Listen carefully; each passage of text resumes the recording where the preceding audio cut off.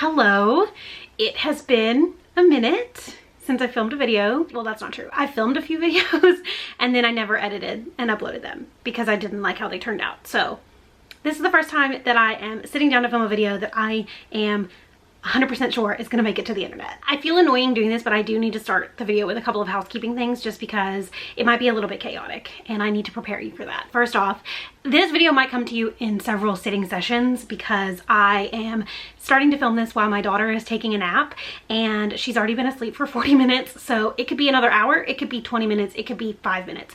I don't really know. Second, I have something weird going on with my face right now. I don't even know if you can really tell, but I do want to address it just in case you can tell and it looks gross on camera. I have a rash that broke out on my chin and like right here under my eye yesterday, so I can't put anything on my face at the moment just because I don't really know what caused it. Also, my laptop is dead and I didn't feel like waiting for it to charge to film this because again, I'm doing this while my daughter is sleeping. So you're dealing with the camera microphone and not my external microphone that I normally use because I have to plug it into my laptop and record that way because I use a Canon G7X and they don't have an external microphone port, which is annoying. I don't understand why that's a thing. I don't even think I told you what this video is, but it's a wrap up. It's gonna be like an everything I've read so far this year wrap up because I have not sat down and done a wrap up at all, despite the fact that I've been meaning to for this entire year. It's gonna be a very long overdue wrap up of everything that I've read so far in 2026. There are 18 books in this video.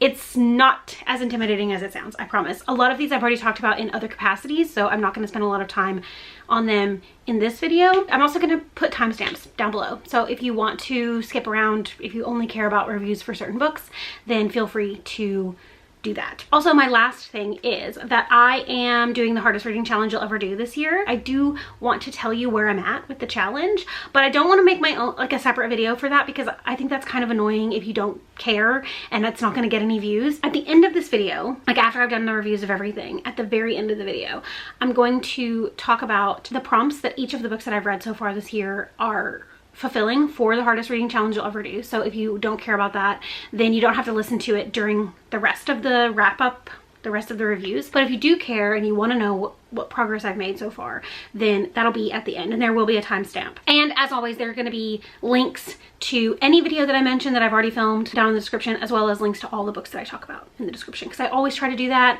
I think it's important to make it as accessible as possible to get to where you want to go if you're interested at all in any of these books. I think that's everything I need to do housekeeping wise, so we're gonna jump right in. We're gonna start with January. I'm not gonna talk a lot about the books I read in January because I read 8 books in January, best reading month of the year so far, go me. But I've talked about almost everything that I read in January already in previous videos. So we're gonna just blaze through those real quick. I posted a vlog. The very first vlog I did in January was me reading Jeanette McCurdy books. I had gotten an ALC of her new fiction debut from Libro FM and I decided to read her nonfiction, her memoir as well. So I did a whole vlog dedicated to Jeanette McCurdy. I started the year off by reading, or rather listening to I'm Glad My Mom Died, which is Jeanette McCurdy's memoir all about her very complicated and toxic relationship that she had with her mother and the complicated feelings she had around her mom dying. It's a very honest memoir.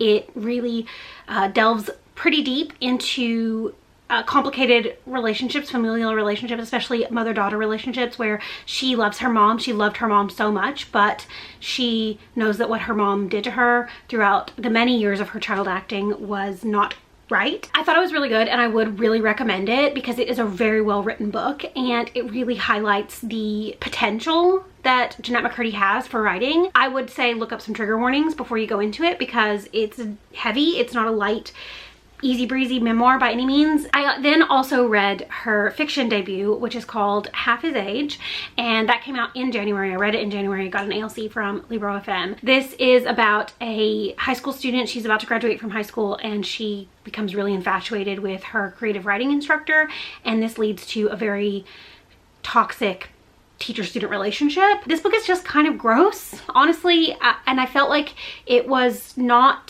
nuanced in any way. This is a topic that has been covered many times across many platforms, be it movies, TV shows, books, whatever. And I don't feel like this book really brought anything new to the conversation, and I don't really feel like this book challenged the toxicity and power imbalance that comes with a teacher-student relationship in any kind of way. It very much felt like it was romanticizing this relationship to a certain extent, and also it was just nasty. I think my takeaway from reading that book is that Jennette McCurdy has a ton of potential, and I would be interested to read more fiction from her in the future, but this was not it for me. After that, I did a vlog where I read some of the internet's most popular favorite books of 2025. I read 5 books for that video. I started off by reading Bat Eater and Other Names for Corazang by Kylie Lee Baker, which was an absolute win for me. I really enjoyed this book. It's about a girl named Corazang, who is dealing with, she's still very much grieving the loss of her sister at the start of the COVID-19 pandemic. She is Chinese and she lives in New York City, and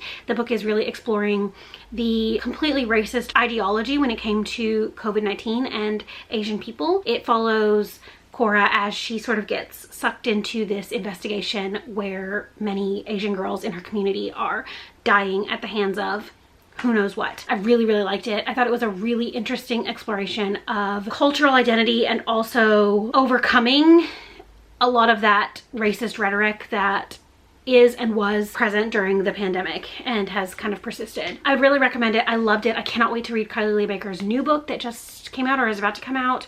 I got an ALC from Libro FM and I haven't read it yet, but I'm planning on doing that very soon. For that video, I also read Martyr by Kaveh Akbar, which is about a young poet named Cyrus who is struggling with addiction, and he's also obsessed with the idea of martyrs and martyrdom. His own mother was killed in a plane crash when he was a young boy, so he's always sort of had this idea of martyrs in his head tied to the death of his mother. I loved the writing of this. I thought it was very evident that Kaveh Akbar is a poet. The sentence structure and the language used was very poetic and really drew me into the story. I just really didn't like the ending. I felt like the end sort of spoon feeds the reader with the messaging of the book, and I felt like I interpreted what the author's intent was much earlier on in the story, so I didn't really need that on page like spoon feeding of the way I'm supposed to feel about the book. I hate when authors do that. It's one of the main things that will turn me off from a book, is feeling like the author does not give me as a reader any credit. But I still really enjoyed it. I would absolutely recommend it. There's a reason it's popular and hyped, and I think it deserves that. I just was a bit disappointed with the ending overall, but I would read more from Kaveh Akbar in the future. I also, for that video, read The Dutch House by Ann Patchett. It's about a brother and a sister who have been essentially exiled from the home that they grew up in. Their father passes away and his wife, their stepmother, pretty much banishes them from the home. It's about their obsession and unwillingness to let go of the life that they had there and the life they had with their father, despite the fact that it wasn't necessarily a happy life. It's just something that they feel maybe a little bit entitled to. It takes place over the course of, I think, 40 years as these characters grow up and grow away from each other and their family, and I really liked this. It's my first Ann Patchett. It definitely won't be my last. I feel like she has such a clear voice and ability to characterize in a way that makes the story feel real. I then read Sunrise on the Reaping by Suzanne Collins. This is the second prequel to The Hunger Games. This is following Haymitch and Haymitch's Games, the second Quarter Quell, which was the Hunger Games in which every district sent double the amount of I cannot think of the word for him, honestly, right now. My mind is blank. I love Haymitch in the original trilogy. He is such a complicated and interesting character, and I especially loved him in the movies as well. I feel like the movies sort of expounded on his character even more, and so I have a real affinity for Haymitch and Haymitch's character. Unfortunately, I think that this book did feel a little bit fan servicey. I know that many other people do not feel that way.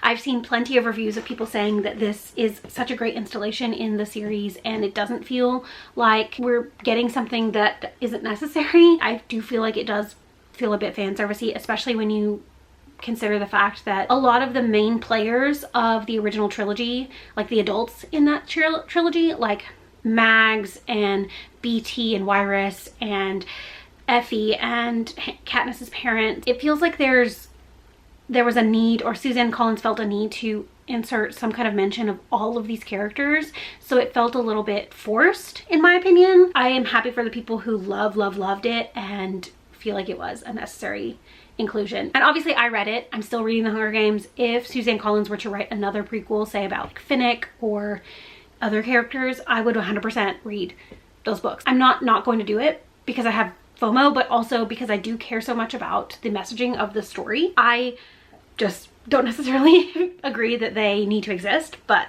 that doesn't mean that I'm not going to continue to consume them. So it's a weird feeling in my brain, but I did like this. I love The Hunger Games, and I'm excited to see the film later this year. The last book that I read for that vlog was Heart the Lover by Lily King. This follows a girl in college. She is a creative writing student, and she meets these two boys who sort of open up her worldview, and then something happens around like the 50% mark, and we flash forward I think 15 years, and we're following that same character as she is grappling with some thing that happened those last couple of years of college and how that event has shaped her life. I hesitate to say this, although it is pretty well known online now. I feel like most people have talked about it, but this is a sort of prequel to Writers and Lovers, which is in my top 5 books of all time. I love that book so much. I was really excited about reading this just because I have a very, very strong emotional connection to Writers and Lovers, and so I was excited to see what this would bring to that story. I liked this. I do understand why people love it, and I think that if you read it independently from Writers and Lovers and you don't think about it as a book that is connected to that story in any way, then you will love what this is. I didn't love what this is because I love Writers and Lovers so much. I had expectations that were maybe a little bit too high just because that book is almost perfect in my mind, and it is solely because I read it at the exact perfect moment in my life. This one I have less similar feelings about, so it didn't maybe necessarily impact me in the same emotional way. I would recommend reading Writers and Lovers first because I think it's a better book, and it does give you some really, really good context for some stuff that happens in this one.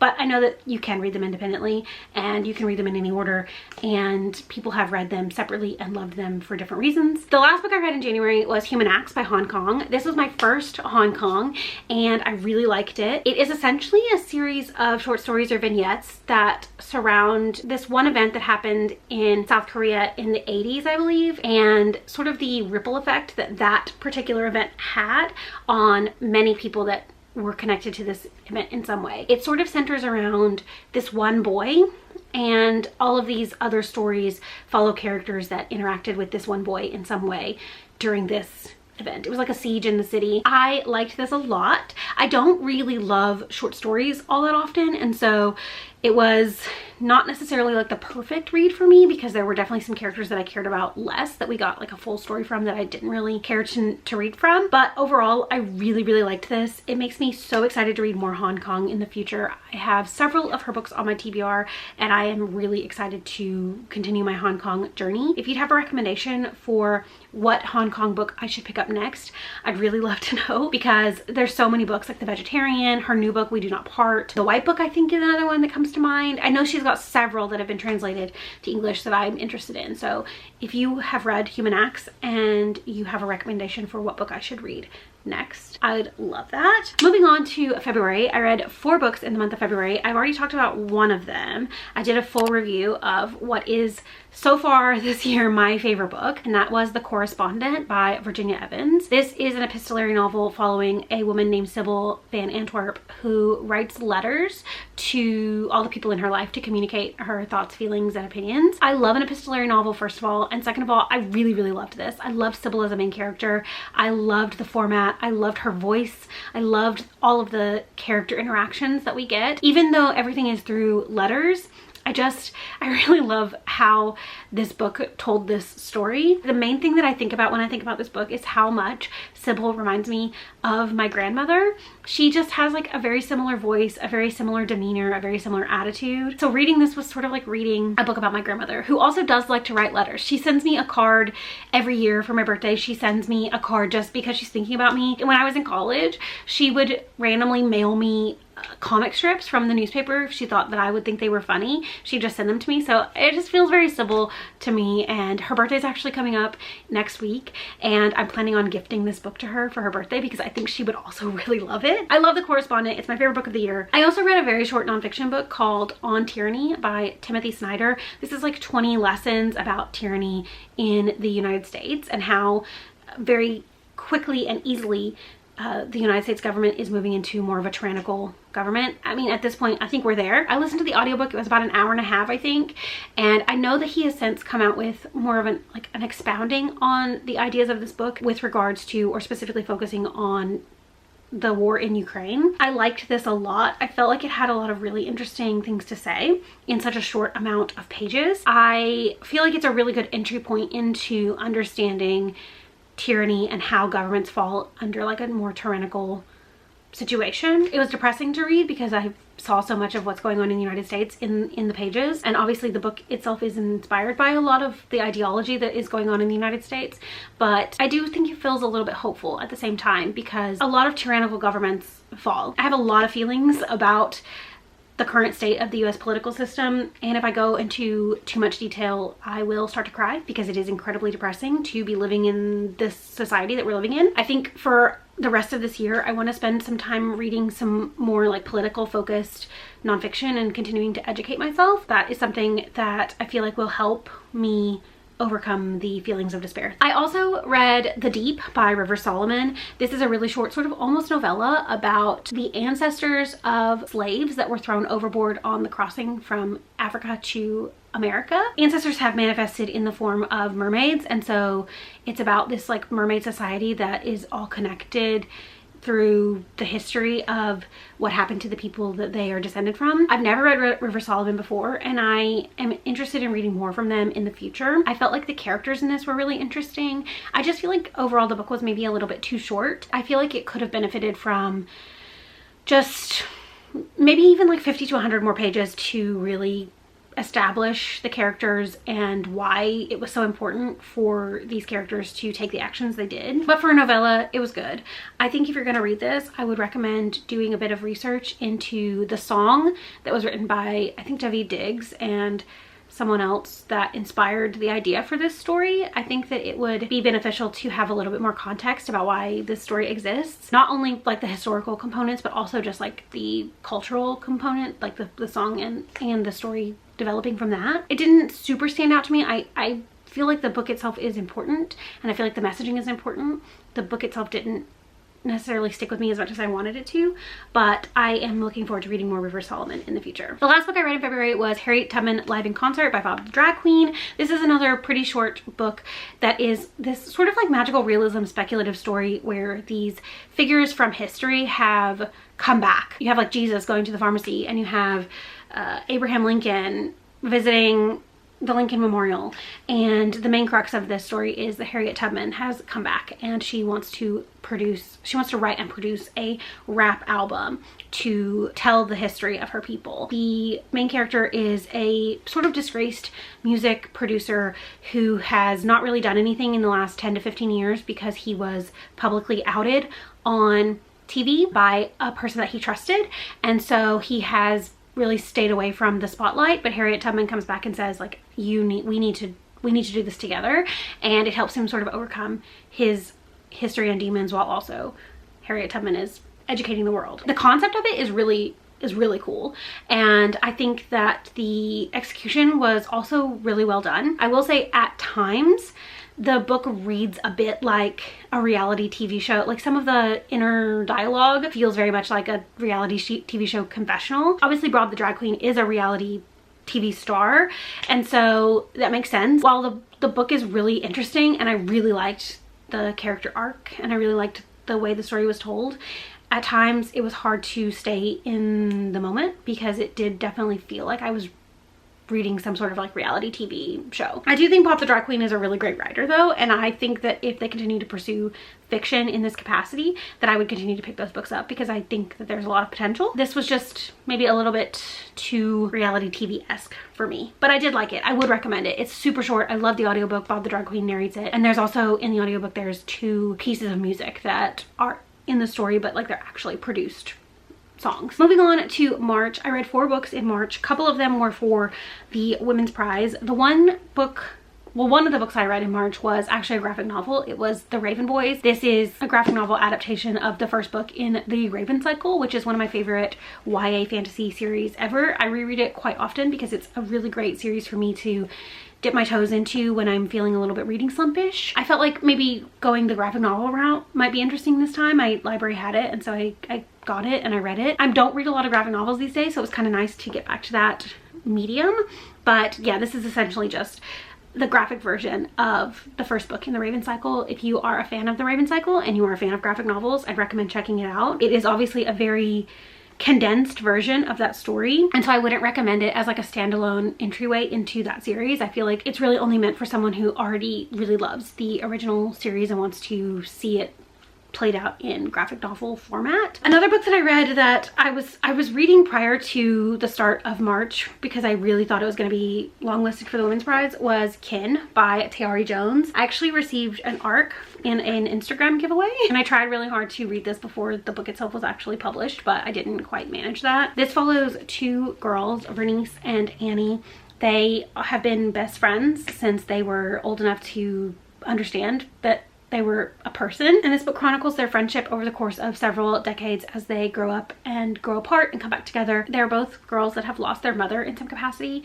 Vernice's mom was killed by her father, and then he took his own life, so she was raised by her grandmother. No, she was raised by her aunt, I'm sorry. Annie, her mom abandoned her and left her with her grandmother when she was very small. So they have very differing opinions about mothers and motherhood, and it leads them into completely different directions, but it also explores the idea of chosen family and sisterhood, and the idea that no matter what happens or where you go in life, like the person that you've chosen to be your person will always be there for you. I love Tayari Jones's writing. I think she has such a great way of characterizing stories. I still think about An American Marriage all the time. It's one of those books that has, in the moment, was maybe not necessarily like a favorite read ever, but it's something that I think about all the time. And so I feel like while this book I don't think is as good as An American Marriage, unfortunately, I think that there are just too many threads to this story, and the scope of the story was maybe a little bit too broad and didn't all come back together in a way that felt satisfying. I think I will think about this book for a long time as I continue throughout the year and in years to come, because I just feel like Tayari Jones has that staying power that many other authors don't have. Even since finishing it, I gave it, I think, I don't know, I hardly ever mention star ratings on here because they're so subjective and they don't really matter at the end of the day. I do think I gave it like a maybe 3.5 star rating, but I feel like it's a book that will stay with me no matter what star rating I gave it. So I think that that is a win. She's an author that I will continue to pick up and read and follow throughout the rest of her career, because I just think she's an incredible author, and she writes such interesting, compelling characters and stories that make me keep turning the page no matter how I'm feeling about what's happening. It's been a couple of hours. I had to change the angle of the camera slightly to get better light onto my face, but my husband is home from work now, so I'm gonna wrap up the last 4 books I have to talk about, and then we'll talk about the hardest reading challenge I'll ever do. So I was talking about March, and I have 2 books left to talk about for the month of March, both of which I read because they were on the Women's Prize for Fiction long list. One of them has made it to the short list, so I'll talk about that one second. I read A Guardian and a Thief by Megha Majumdar. This is a near futuristic climate fiction story following a woman who is getting ready to move to the United States with her young child and her aging father. They have worked really hard to get all of the documents, the passports, the tickets, everything they need to move to the United States, and just a week before they are set to leave India, a thief breaks into their home and steals all of their documents. And so the book is about this week leading up to when this family is supposed to leave and what this woman does to try to get all of the documents that they need to actually be able to leave India. I thought this book was really well written. I was really engaged with the story. I liked the characters, but the book itself gave me so much anxiety. I sort of dreaded picking it back up every time I put it down because I just did not like the feelings of anxiousness that I had while reading the book. And I think it largely has to do with the fact that the main character is so very fiercely protective of her child, and the book is a lot about what lengths a mother will go to keep her child safe. I had a similar experience when I read Nesting by Roisin O'Donnell last year for the Women's Prize. I liked the book.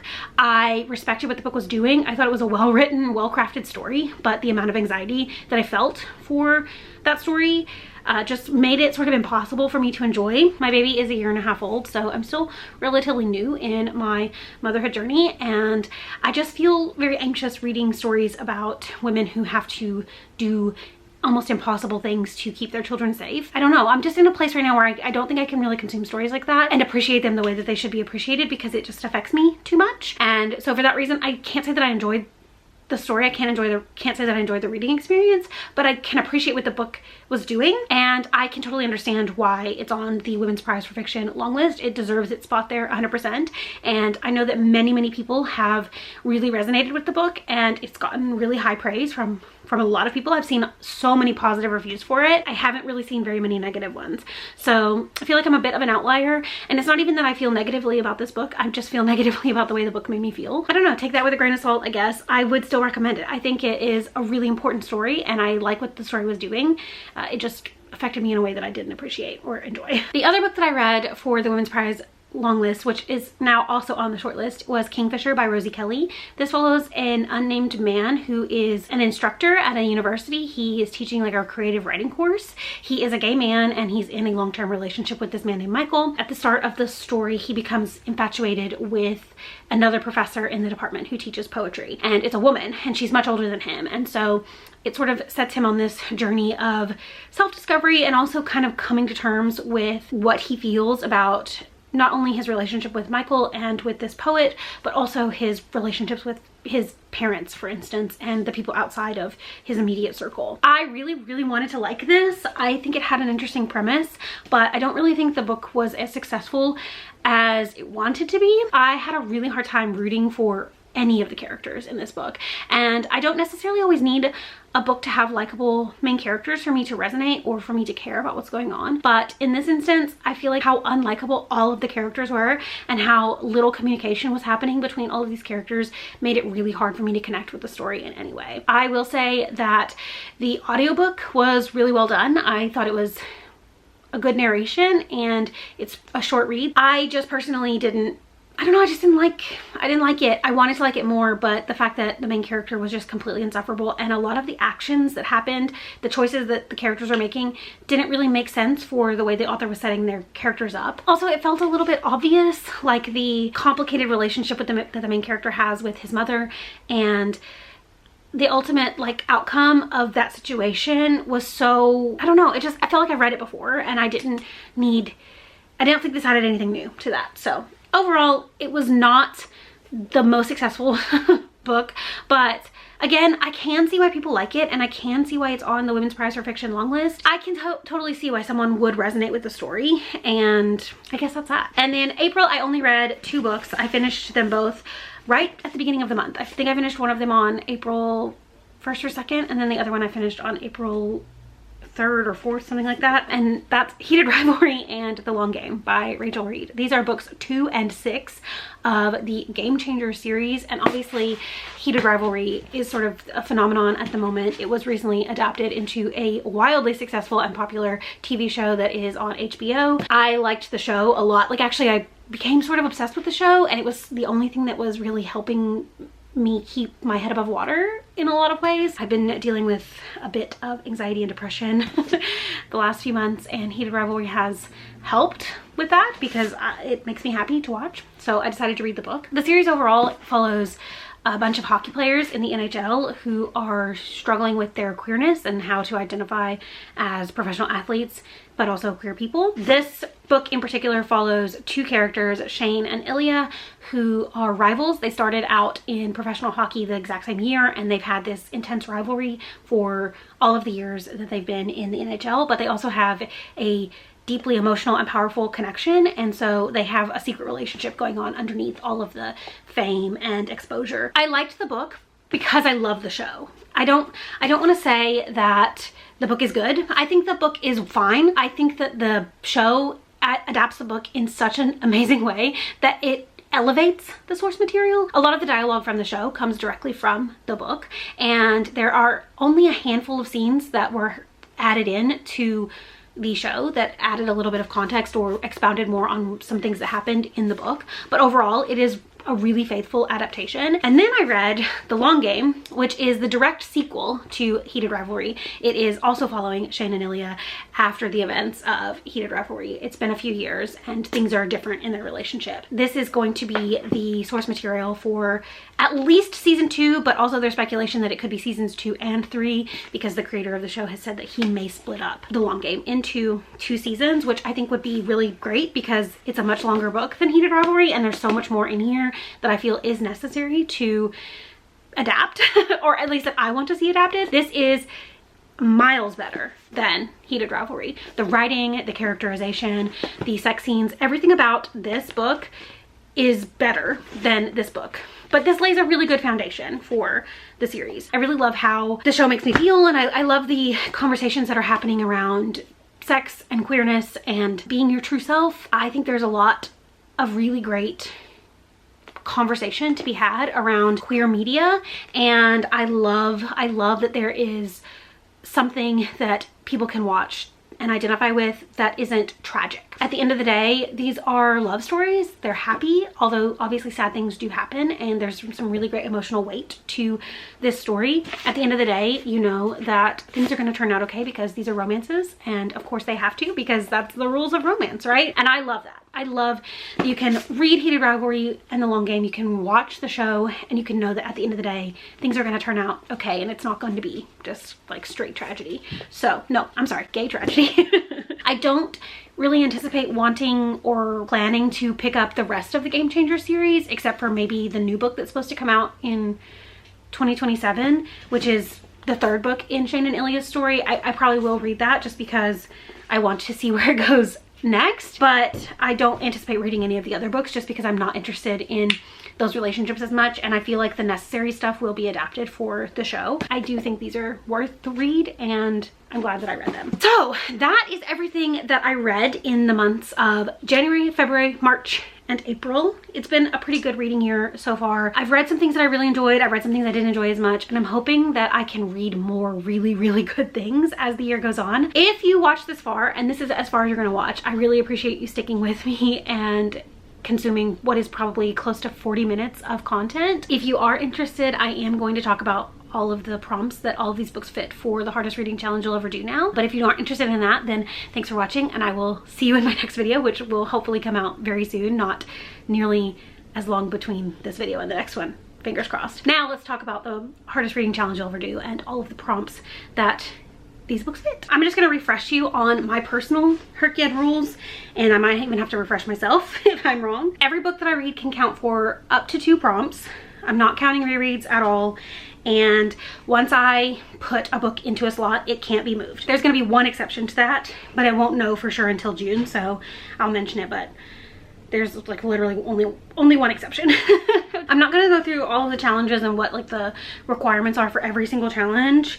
I think most of them are pretty self-explanatory, but if I think it's confusing, then I will explain here. Otherwise, I'm just gonna like say this book counted for these 2 prompts. For I'm Glad My Mom Died, I counted that first for nonfiction. The nonfiction challenge is to read 5 different types of nonfiction, so this was memoir. And then I also counted it for the A to Z challenge. This is to read a book that starts with each letter of the alphabet. Then I read Half His Age, and that counted for a new release for the month of January, as well as the A to Z challenge. Martyr by Kaveh Akbar counted for a book by a BIPOC author. And the Rainbow Challenge, which is to read a book with a cover that's the color of every color of the rainbow. Bat Eater and Other Names for Cora Zhang was also a BIPOC author, as well as a Spooky Creatures challenge. One of the categories is to read different types of mythical and spooky creatures, and like the main villain of Bat Eater is a ghost, so that was the spooky creature. The Dutch House was for By the Hundreds, which is to read a book with a page length that's each of the hundreds, so 100 to 199, 200 to 299, etc. I believe this was 300 and something pages, so it fit into the 300 to 399 range. As well as a book published in the last 10 years. This challenge is to read a book published in every year of the last 10 years. Sunrise on the Reaping was also the last 10 years for 2025, as well as the Rainbow Challenge. Heart the Lover was for the By the Hundreds challenge for a book between 200 and 299 pages. I also slotted it in for the Rainbow Challenge. This is the one exception to my rule, because if this wins the Women's Prize, I will have to move it to the awards section. The awards thing is to pick a book award and read from every category. So entrant, long list, short list, and the winner. I read this obviously before the long list even came out, so I didn't know to leave that blank to see what would happen. And I have picked the women's prize as my award challenge, and I'm not going to like read the winner of a different prize just to satisfy if I've read the women's prize for all the other categories. So if this gets picked as the winner, which I don't think is going to happen, but if it does, then I will read another book to satisfy one of those prompts like almost immediately so that I can keep it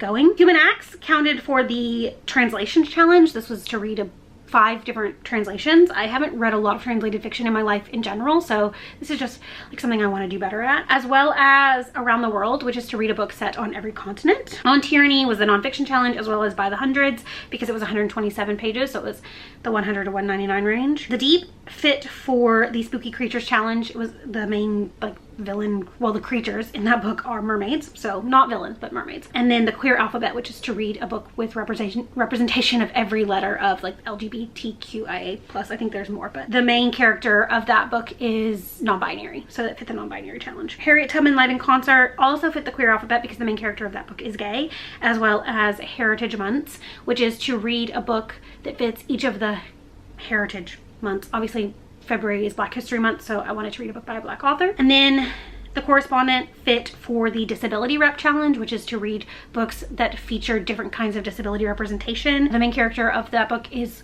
going blind, and that is a big point of the plot for that book, so I felt like it fit. And then I left the secondary slot for that one blank because I was anticipating it potentially being on the women's prize long list, and it was, and now it's on the short list, so there's a chance it could be the winner, so I've left it blank until we get the winner in June. There's one category that's adaptations, and it is either to read source material or watch an adaptation of a book or something, and one of those things is to watch a TV show adaptation of a book. And so I watched the adaptation of His and Hers, which is adapted from the book His and Hers by Alice Feeney. I watched that adaptation in March, so it's not a book, but it does fit for that category because you can either read the source material or you can consume the adaptation, and in this case I decided to consume the adaptation. A Guardian and a Thief fit for Heritage Months because it is written by a woman, and March is Women's History Month. And then I went ahead and slotted it in for the award season prompt because it was on the long list. The Raven Boys graphic novel was for the adaptation challenge. It was an adaptation, a graphic novel adaptation of a work of fiction, as well as the Avatar challenge, which is directly from Avatar: The Last Airbender. You have to either read a book with water, earth, air, fire in the title or on the cover somewhere. The cover of this one has some birds, so I'm interpreting that as air. Kin was for the new release for February, because it came out in February, but I read it in March. For the new release challenge, you have to read the book within 60 days of it being published for it to count for the new release challenge. And then I also went ahead and slotted it in for the award season because Terry Jones won the women's prize for An American Marriage, and if you win, you automatically get considered for any future publications that you have. And so even though we don't know what books were submitted for the women's prize, I think it's safe to assume that Kin was probably submitted because, it was automatically submitted because it is a previous winner. And then Kingfisher by Rosie Kelly was the A to Z challenge for the letter K, and then I've left the second one blank for the award season. It's gonna go into the award season slot. I'm just not sure if it's going to be for shortlist or for winner because that is on the shortlist. And then Heated Rivalry was for the Queer Alphabet. One of the main characters, Ilya, is bisexual, so it fit that one, as well as the Rainbow Challenge for the blue cover. The Long Game also for the Rainbow Challenge for the teal cover, and a book published in the last 10 years. I believe it came out in 2022. I still have a lot of prompts to go, obviously. I said at the beginning of the year that I didn't want to try to tailor my reading for the challenge. I just wanted it to naturally happen, but now I feel like I am gonna have to try to tailor a little bit just because I am behind and I want to catch up, but also because I really do want to complete the challenge before the end of the year. And I've been knocking out some of the easier prompts, but I think that I just need to step it up a bit and try to knock out some of the harder ones. I don't know how I want to continue to do updates for the hardest reading challenge you'll ever do, or hrcyed as many people call it. If you have any opinions about that, I just don't think a standalone video is interesting. I don't think enough people care that much about that to want to see me just talk about like the challenge prompts. If you stayed for this part of the video and you care about my progress for hrcyed, then let me know how you would like me to continue to update you on how I'm doing. We're already almost halfway through the year and I'm not halfway through the challenge yet, so I really have to step it up. So that is really the end of this video. Thank you so much for watching. I hope you enjoyed it. I'm so sorry that it ended up being so long, but I appreciate you so much if you stayed.